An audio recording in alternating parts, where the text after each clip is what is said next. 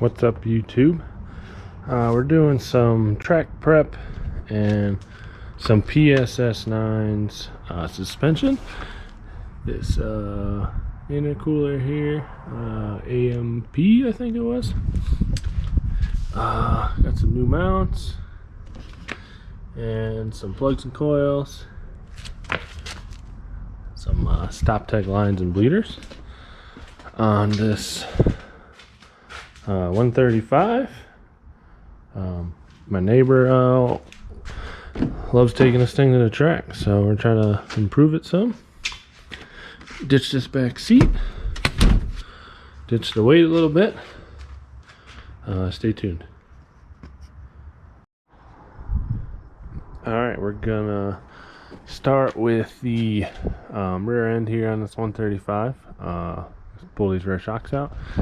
Yeah, pull the carpet out. And then each side piece, there's 6 of those.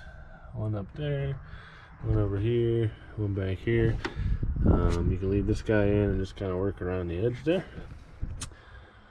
Pull off both those covers. They're right here. The 16 up top. Then we have shock goes in the bottom down there. We're gonna pull.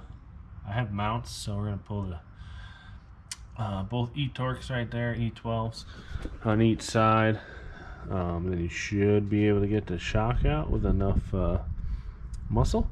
But since I'm doing coilovers, we're just gonna pull this rear alignment bolt out on both sides, and then swing this arm down, and then that'll let us get this out. And then that's pretty much it for the back there. Stay tuned. Alright, got the shocks out. Right side came out in one piece. All we did was push down from the top hole, compress it, and then it come right out. This shock is bad. We got it compressed here with no movement coming back. This one I couldn't get out of the hole without pulling this off separate. It just wouldn't fit. But this one we can push down. And we got a little come back there. So this shock looks to be okay. That one clearly was not. I got this rubber piece here, top of both shocks, and then this piece would be the lower shock mount, and that part being the upper. So that's 2 pieces, and this will be your lower shock mount. I've seen issues where these squeak and wear out, so I went ahead and got both uppers lowers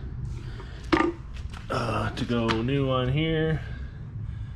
Just gotta swap the stuff over, and that covers the rear shocks. Spring's still in here. I'm just gonna undo this ride height sensor and then the nut there and push the bolt out. Alright, we got the spring out on one side. Took that ride height sensor 10 mil off. Ended up just loosening that bolt. And then I took the one out on this side. Stuck the jack under it to relieve some tension. Pulled the bolt out, let it down, and came right out there. We got our new stuff here. Just gotta double check which way this is supposed to go in, and then put her in, stick the jack back under it, put the bolt in, and then we'll slide the shock in, which might be able to do it in one shot. Put that mount in there, maybe stick the shock in the hole first, lift it all up at once, and then tighten the nuts with the suspension weighted. Alright, we got the shocks in. We recommend that we put this bushing in loosely first, because it barely fits through the hole down there. And then reuse your bottom spring rubber mount there.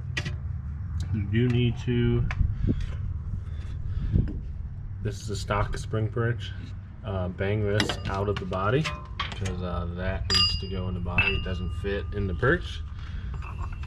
And also put some wheel bearing grease on the threads there. I feel like it works a little better than anti-seize to keep things freed up.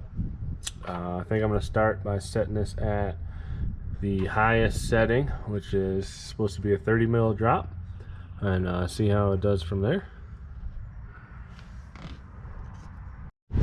Alright, next step for the front coilovers. I just did the easy, fast way. Take this bolt loose on the strut braces. Took that one out with a ratchet. Came down here. Took the top strut nut off for the sway bar link there. Loosened the control arm bolt. Left the strut all the way in. Took the two other top bolts out, and you push down and just kind of swing it past the fender here. Just be very careful.